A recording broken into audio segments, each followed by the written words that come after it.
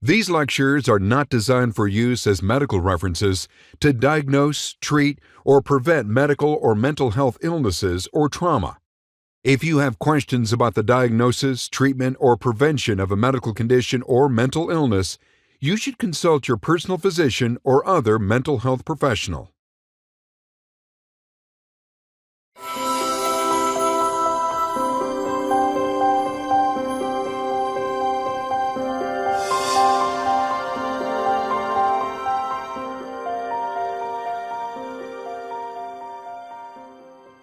In 2005, Joan Didion published the book, The Year of Magical Thinking.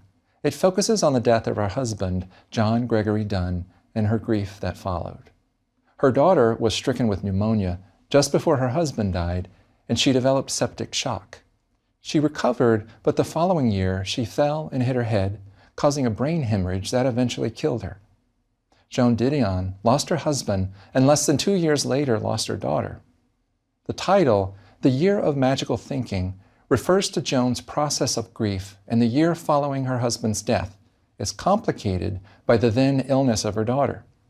The magical thinking refers to the irrationality of grief, how she couldn't give away her husband's shoes because he might need them someday.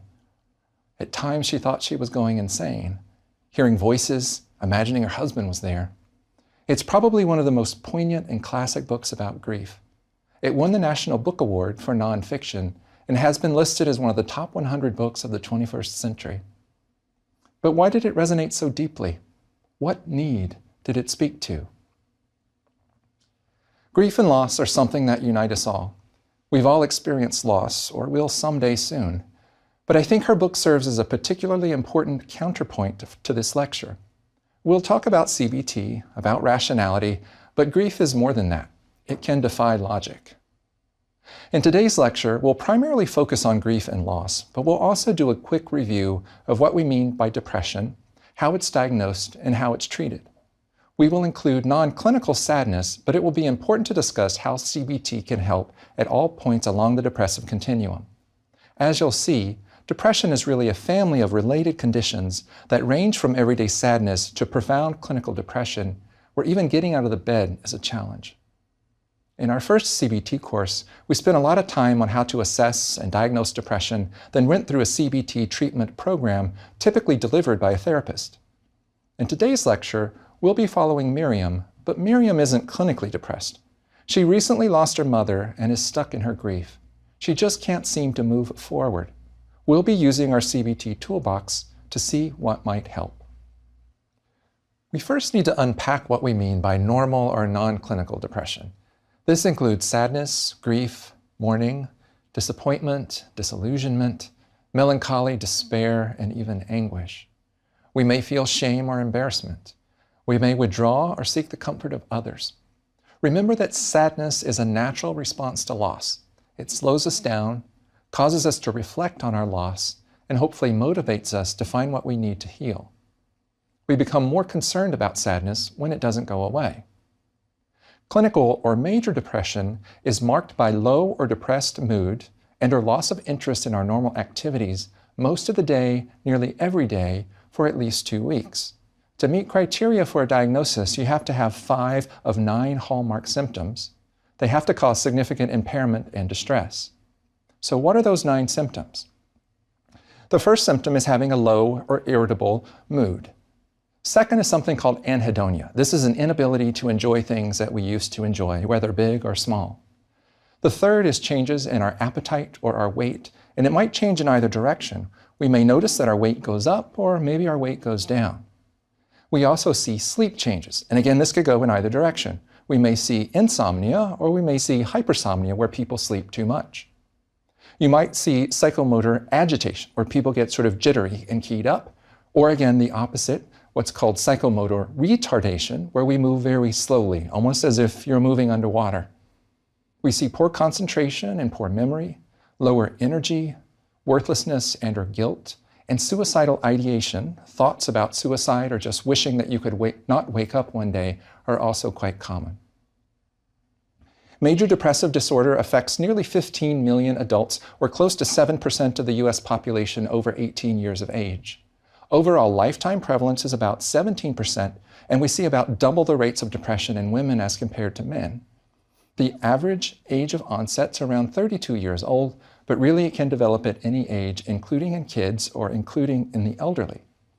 We know that major depressive disorder is the leading cause of disability in the U.S. for people ages 15 to 44. Now, a major depressive episode usually remits within a year to 2 years. However, once you have one episode, you have a 50% chance of having a second if there have been no interventions. If you have 2 episodes, you have a 70% chance of a third, and after 3 episodes, you have a 90% chance, again, if there are no interventions. So it's better to capture this and to intervene as early as possible. Now, I'm talking about clinical depression or major depression because I'm concerned about the rising suicide rates.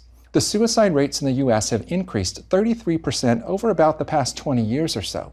It's now the 4th leading cause of death for people ages 35 to 54. It's the 2nd cause of death for people ages 10 to 34.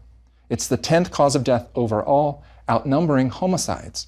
We see 1 suicide every 10 minutes in this country, or about 47,000 deaths per year. That's more deaths than all of the traffic fatalities combined. And if you're wondering, maybe this is a global phenomenon, this is the way things are, other countries have seen their rates fall. Japan, China, Russia, and most of Western Europe. So what is it that's going on in the U.S.? Well, we don't really know for sure, but I've heard suicide called a death of despair, and it's been linked to economic hardship, income inequality, and they've noted that some of the biggest increases are in the white, lower middle-class Americans. Let me say that there are 3 things that we look for. We look for suicidal ideation, that's the thoughts about suicide, and here these are quite common and aren't necessarily cause for crisis. But if a person has suicidal ideation, and they have a plan of how they're going to do it, and they have the intention of carrying out that plan, then you have a crisis and you need to call for help. There is a 1-800 number available 24/7, 365 days a year. If you or someone you know needs help, you can call 1-800-273-TALK. It's 1-800-273-TALK. Recently, the FCC also designated 988 as an emergency crisis number.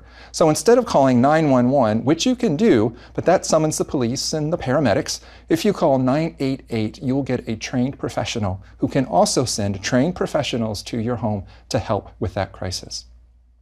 A new service available is a crisis texting line, which has been enormously popular with young people and especially with adolescents. All you have to do is text HOME, H-O-M-E, to 741-741. Again, that's text HOME to 741-741, and you're able to have an anonymous or private conversation with another trained professional. Now, the first thing you want to do is to place yourself on a depressive continuum, or you can see your doctor and ask them to do it for you. All primary care providers see depression all the time, and all of them know how to do a basic assessment. Now, the assessment tools would include something like the DSM-5. That's the list of the diagnostic criteria that we've been through. It might include something like the Beck Depression Inventory, or most commonly, primary care providers will use a much shorter instrument called the PHQ-9, which asks 9 questions, again, about those 9 symptoms of depression. I also wanted to remind you about the PROMIS, P-R-O-M-I-S, tools that are available online at www.healthmeasures.net. There are both short and long measures for depression and a good multimodal compilation that touches on all sorts of symptoms, physical, social, as well as psychological, called the PROMIS 29. If you fall into a subclinical category, then you'll probably want to try out some of your CBT tools on your own or with a friend. If you fall within the clinical category, I encourage you to reach out to a healthcare professional. So let's go back to Miriam, who we know lost her mother, and also her dad and her husband, although those were many years prior. Just prior to this clip, I asked her if we could talk about it, and she started crying and said no. But as we talked about her father and her husband, she started talking about her mother too. Let's take a look. My mom was my best friend. And I think part of the difference with her was that I took care of her. So I watched her go down. With my dad, I lived, states away, Right. and I went to visit very often, but I didn't see the struggle or the care that my mom was having to do for him, like I did for my mom. And so I think it wasn't as hard with him, Yeah. That's, but,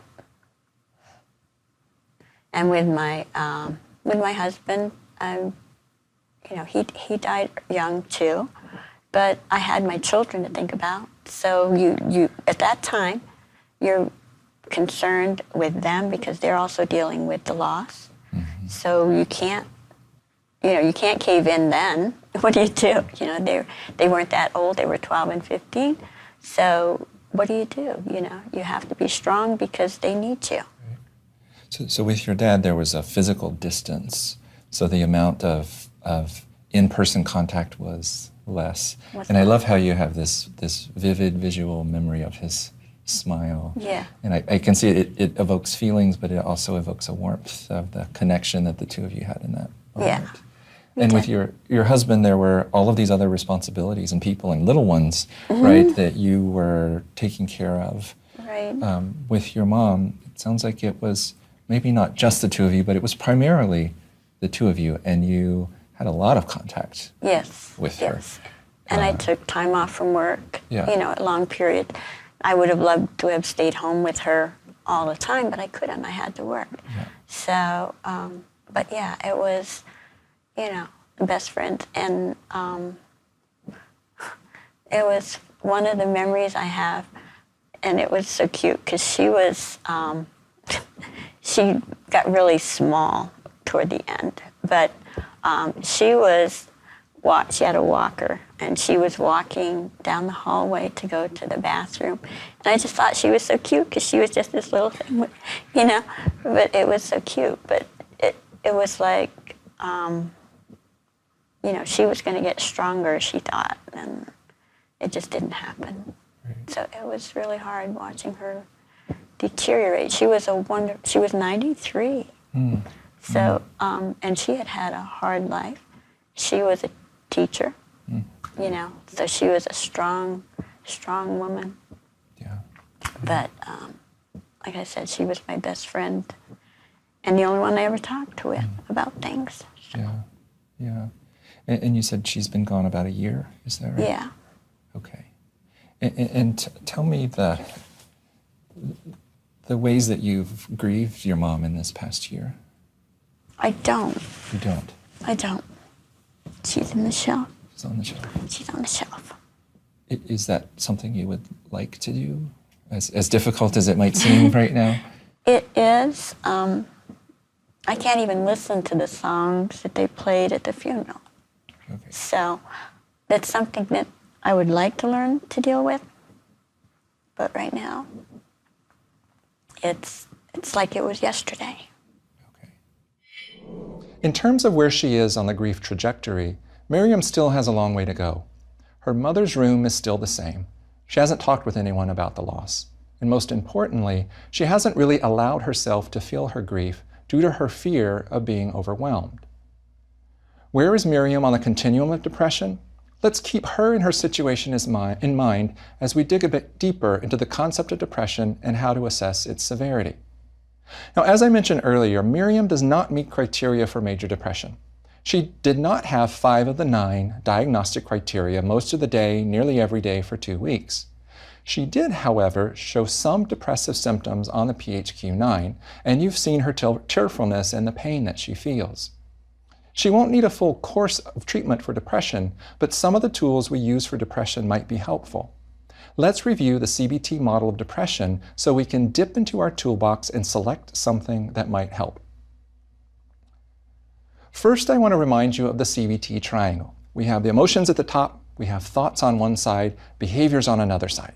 If we want to understand something like depression, we probably want to look at the thoughts associated with depression as well as the behaviors commonly associated with depression. The interventions then would target thoughts and/or behaviors to change the emotion of depression.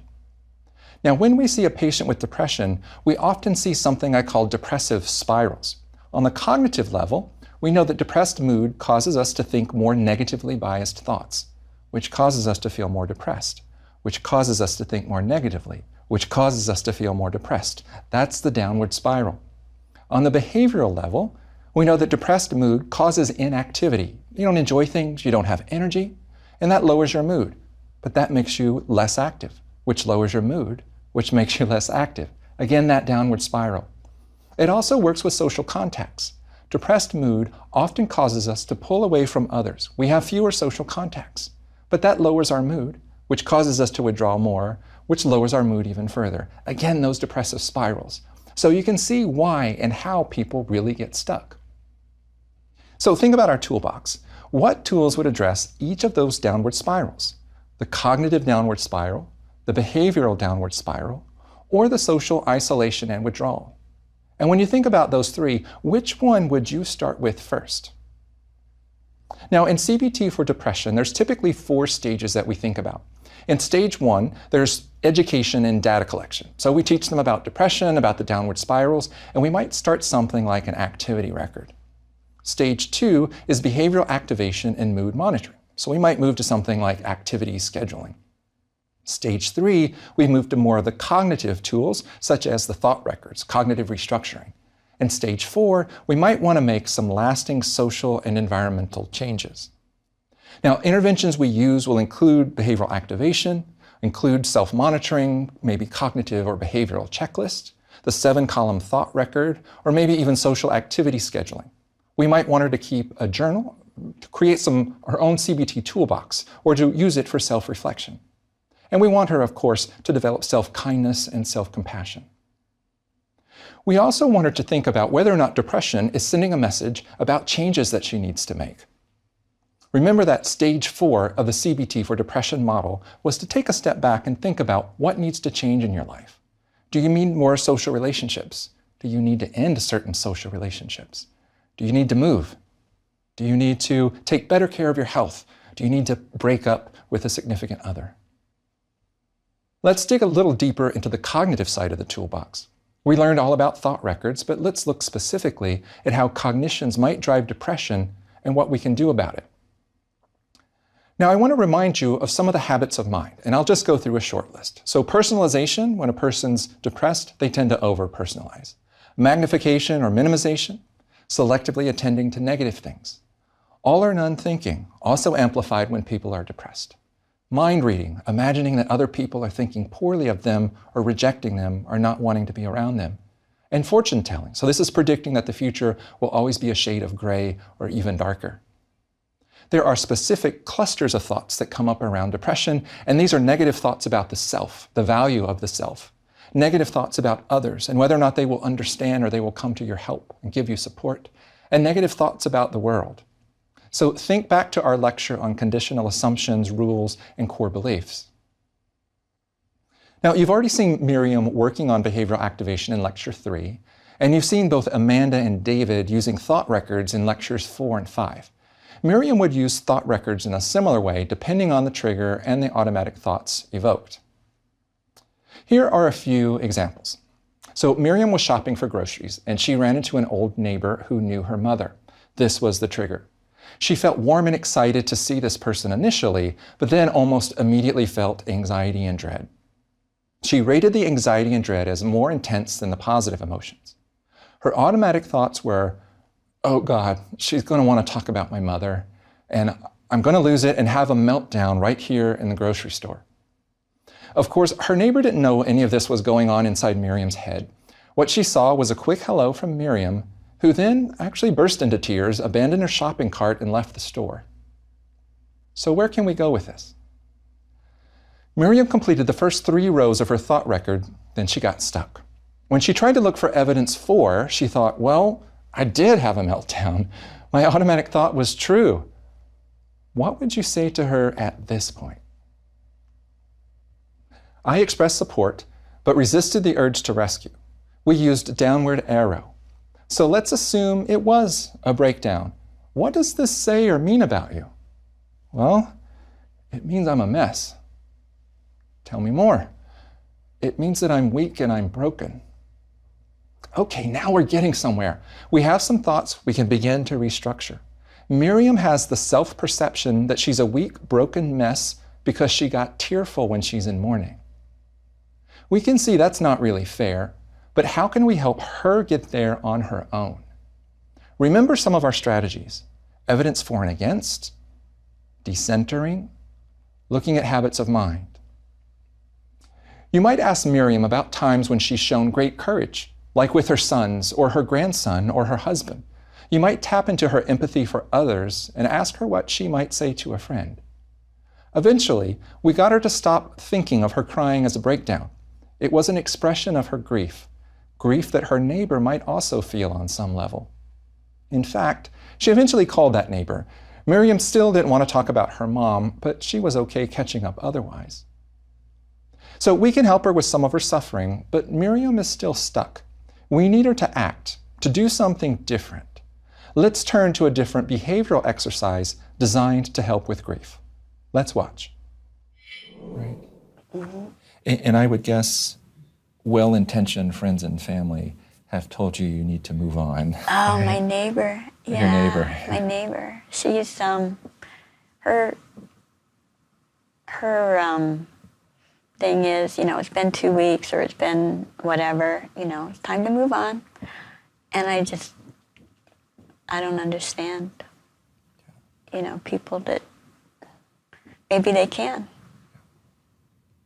And I agree. I don't like the term moving on because it's like you leave something behind and just continue. Yeah. But maybe moving forward is a better word. That you still carry her with you and always will. Mm-hmm. She will always be part of you. You're not going to move on from her. You will move forward with her, but in a different way. Yeah. And I think the hard part of losing someone is oftentimes people who haven't lost a parent don't get it. They don't understand. In a way, they're grief adjacent, but they haven't been grief stricken yet. Right. And I think it's such a powerful and poignant term because it does, when you're grief stricken, it feels like you've been stricken, with something that you can't shake, that it's in the fiber of who you are sometimes. Yeah, it is. Mm-hmm. Thinking back to prior losses, what do you think helped you grieve your husband or your dad? I think, like with my dad, I still had my mom. And like I said, he was, the smile that he gave me that day helped with that. I still missed him, but not the same. And with my husband, I had the kids that needed me. Mm-hmm. So I had responsibilities that I needed to take care of. And you have to be strong for children always, so that they don't panic. I would say panic, but that's not the right word. But they lost their dad too. So you have to be the strong person there taking care of things. So I think with him, you just step into the role. I had to get a job. I had to make decisions that I never had to do by myself. So there was so much going on that it was easier. And were your sons close to their grandmother, your mother? My sons were, yes. And my grandson was. She worked with him with his multiplication tables when he was little. So, so they were really close to her. And was he living with you when your mom was also living with you? He was. So you were all there in the same We were all home. there. Okay. Uh-huh. Okay. Yeah. So it must be a big adjustment for him. It is. Yes. He, it's hard for me to realize how he deals with things, because like I said, his mother just walked out on him, when he was little. So he always had the abandonment issues. Yeah. When he was little, I would take him to daycare, and he would always cry and ask me if I was going to come back and get him. So he's always had abandonment issues.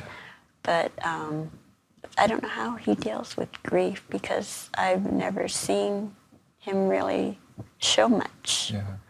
And he didn't when my mom passed.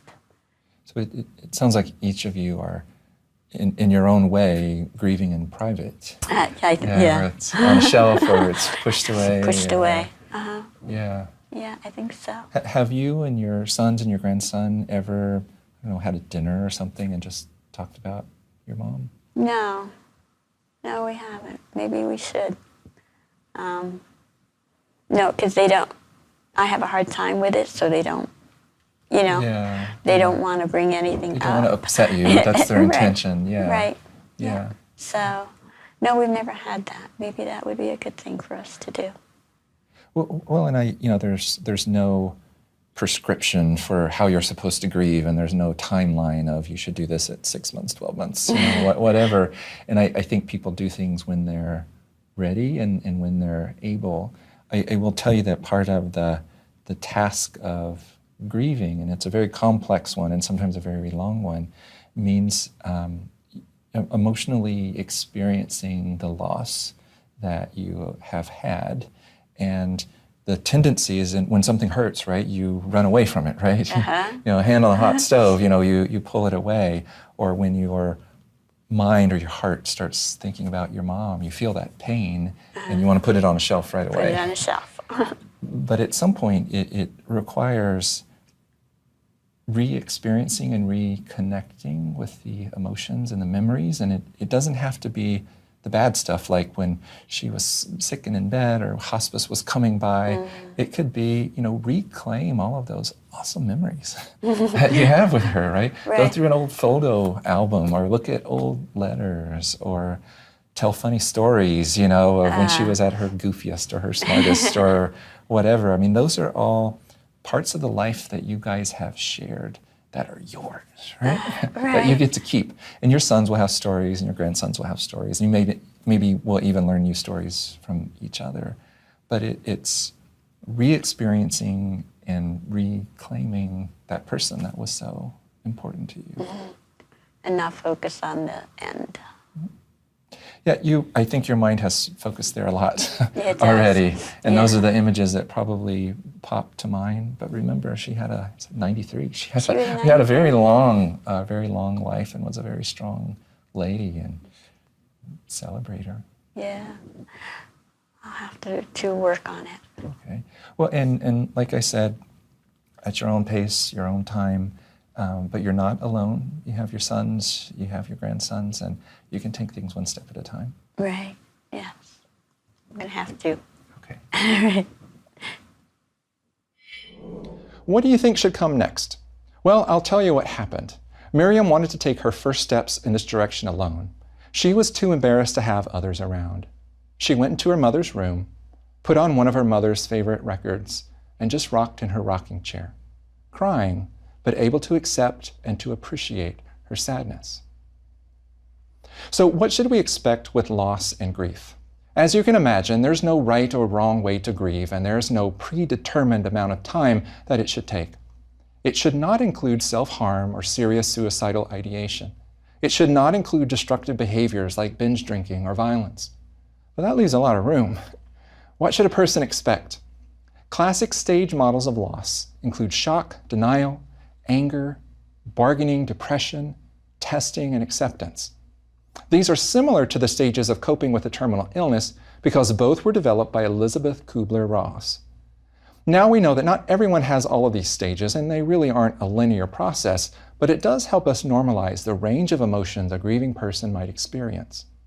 You might also notice that Kubler-Ross added in 2 new stages, shock and testing, where shock is that sometimes state of disbelief that can be almost emotionless. Testing is a little further down the trajectory when the person is moving forward and testing out a new life without their loved one in it.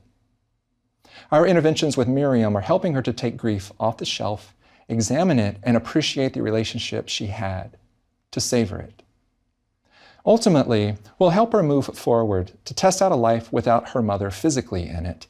This might include going through her mother's things, repurposing her room, and maybe even stepping up to be the new matriarch of her extended family, the glue that holds everyone together.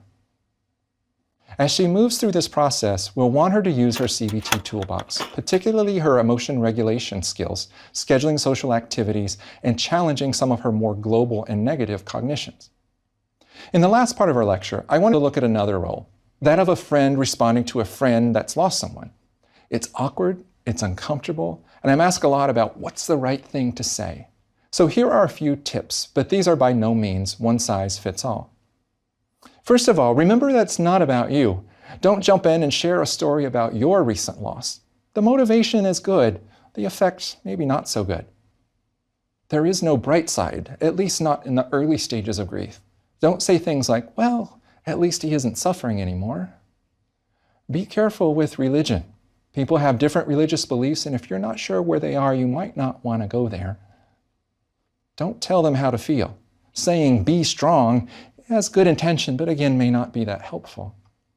If you knew the person, tell them one or a story about that person, ideally in a written format because the family passes those stories around.